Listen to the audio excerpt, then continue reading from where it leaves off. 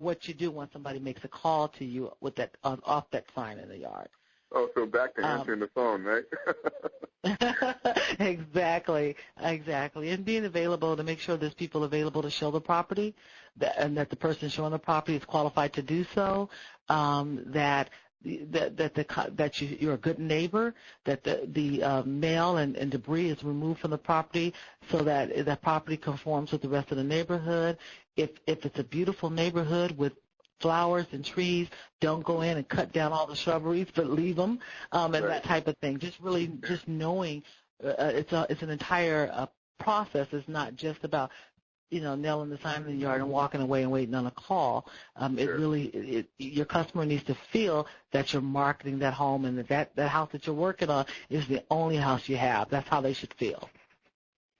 Wow, that's great advice, and I know that we have lots of agents on this call that are doing that, but, to hear it again, to emphasize that it's all about service. At the end of the day, I don't care what business you're in, whether it be loans or real estate, it all boils down to great customer service. Let's talk about the multicultural approach to vendor relationships. I mean, you've shared something with us that I think it shocked me, and I'm sure that it's shocking a lot of people on this call. 50% of the agents in your network are minorities. Yeah, 50% of the brokers in our network are minority-owned companies. That's correct. Wow. So just for clarification, clarify minority-owned company. That would be women or a racial minority.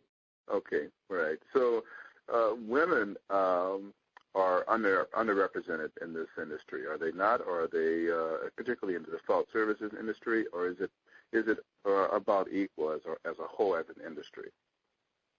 I think that we definitely. I think we'll be underrepresented if you look at total numbers. I would think we'll be underrepresented. It's very challenging. I think that what happens is we see a lot of agents, but not a lot of brokers. And I think the industry can definitely use more broker owners that are women and minority owned.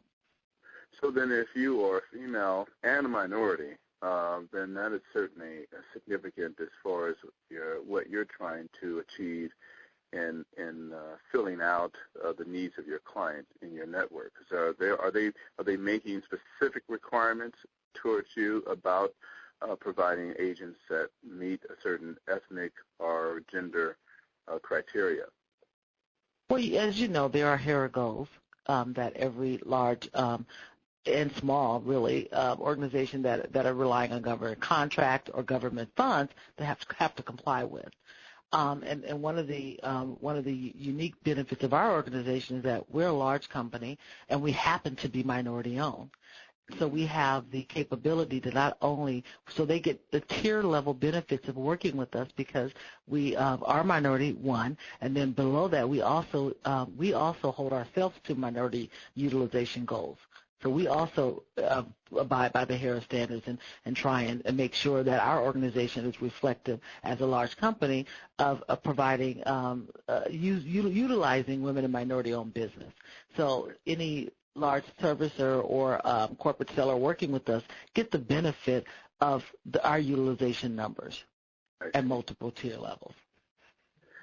Well, it sounds like VRM is just well positioned in the marketplace, not only to meet the needs of your clients, but also to create incredible opportunity for agents who are looking to either enter into the REO world or those who are in it already and want to kind of expand their business. And most importantly, the education that you guys have to offer. And I want to spend a little bit more time talking about the real estate professional's role in stabilizing the community and your education. But before we go into that, operator, let's give instructions to ask questions. And once you do that, I'm going to have Cheryl talk a little bit more, and then we'll take our first call.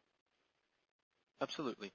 Ladies and gentlemen, if you have a question at this time, please press star then 1 on your touch-tone telephone. If your question has been answered and you wish to remove yourself from the queue, please press the pound key. So starting lining up, folks, with your questions, we're going to get to you in just a minute here. So Cheryl, as we kind of conclude this call, talk a little bit more about the real estate professional's role in stabilizing the community. And I think you alluded to that also in your opening comments, but Let's talk to that bullet point. The key thing is, we need to stabilize markets through how we value properties and how we dispose or sell those properties when we are in the disposition process. And we have to really keep in mind that while there may be 20% of the assets on a particular block for sale, 80% of the people are still living in those homes or still own those properties, and we want to make sure that they don't lose value in the practices that we employ around selling houses. So if you're in a neighborhood that's at the average value on the tax rolls and within what has previously sold in the area is around $200,000, you wouldn't want to entertain offers around $120 if the property conforms with the rest of the homes in the neighborhood, because you're creating negative comps. And so that's where their role becomes very important. So they need to know that this is a $200,000 neighborhood, so they won't entertain sales that are well below that, particularly during regular marketing time in a particular neighborhood. So if it's a 90-day market, you're at 30 days, you would not want to be accepting offers well below market value. And so it's those kind of practices that help the industry. Right. Now, do you empower the agent to make those decisions? Because in some cases, the agents are required to submit every offer. Yes, they should. Exactly. And what I'm saying is when they're evaluating that home, they would not want to be recommending estimated value that low when, in fact, it's a $200,000 market. So the only way you'd be entertaining an offer of $120 is if you misrepresented the value of the home and the BPO.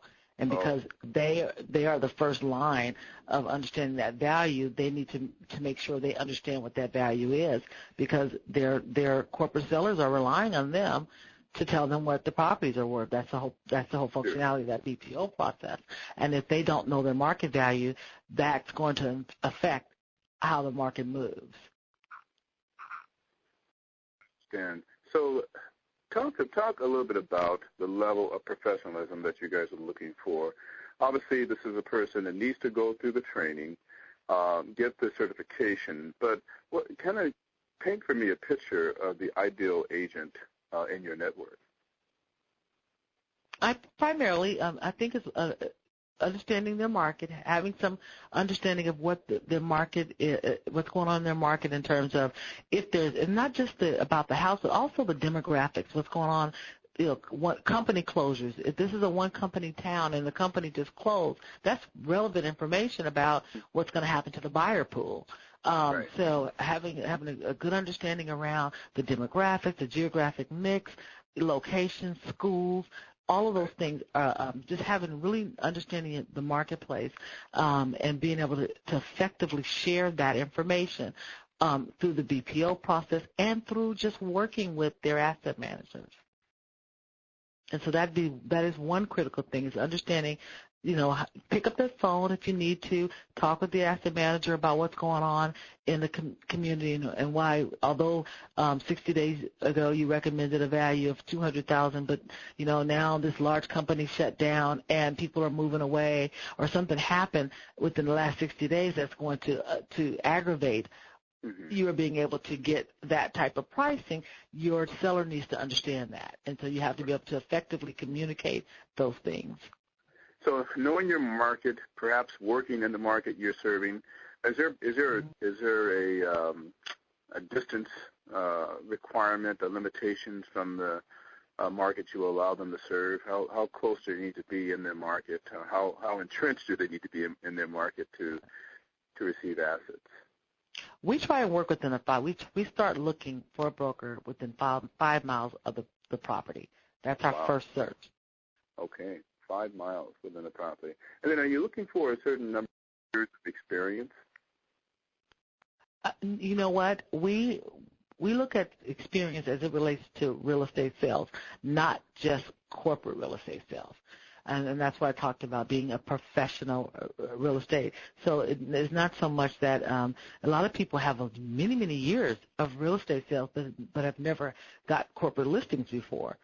And I think that their value of experience is just as valuable as someone who sold corporate real estate before. Oh, really? Really? So Absolutely. So if a person has a lot of retail experience but has not done corporate or REOs listings from outsourcers or banks directly, you think these individuals could qualify to receive assets from your company?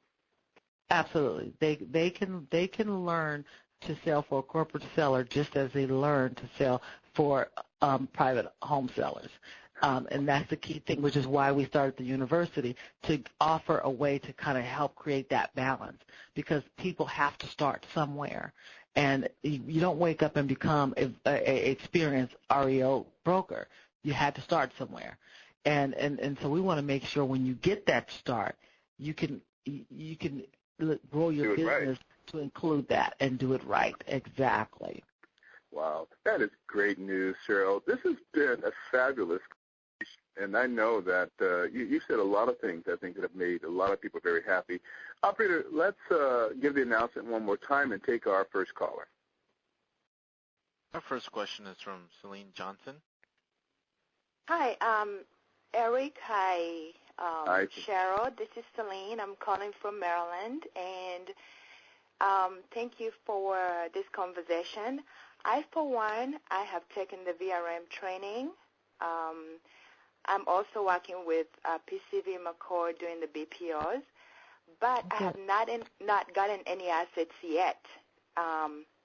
What can I do to get assets? Well, you're doing all the right things. You're doing all the right things.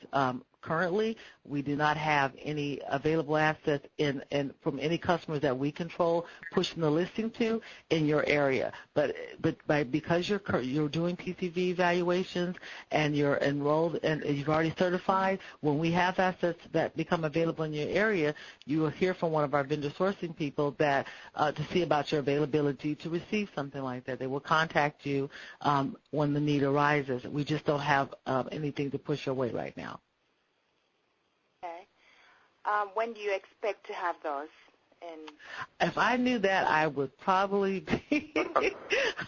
I can market and sell that, but it's based on where our customers' volume is flowing in. As you know, the foreclosure process has slowed down some in many areas because of the moratorium that was placed as a result of some pre-foreclosure issues. So it's anybody's guess at this point when that volume will change. And the other thing I don't control is whether that volume will be pushed to us by those customers who allow us to select who they use. But however, you're doing all the right things. You're right where you should be, and that's great. So you're positioned very well that if we have volume in your area, to hear from us. Okay. And one more question. How long is the VRM certification good for? It is good for 2 years. Okay. And so if there's any update, so if we're going to give you a listing, we will look at the last time you received your training, and we may do a refresher, but it is at no cost to you. Okay. Now, Celine, before you go, so you're calling from Maryland, did you say? Yes, Maryland, and I'm also licensed in D.C. and in Virginia as well. Now, how long have you been selling REO properties, or I've been a licensed professional for 17 years, and I've been selling REOs for about 2 years now. Okay, all right. Well, thanks for calling in, and stay warm out there. I understand there's some. I know it's snowing today. Well, I won't tell you what the weather is out here right now. Please don't, please. Well, thanks for being on the call today. Okay, thank you, guys. Bye-bye. Happy holidays. You too. Thank you. Okay. Next call, operator. Our next question is from Paul Maddock. Hi, Paul. Yes, this is Paul Marduk. Hi, Eric and Cheryl. Hello. Hi, Paul. Thanks for calling. Sure, thank you. Well, I have a general question that has been asked probably before,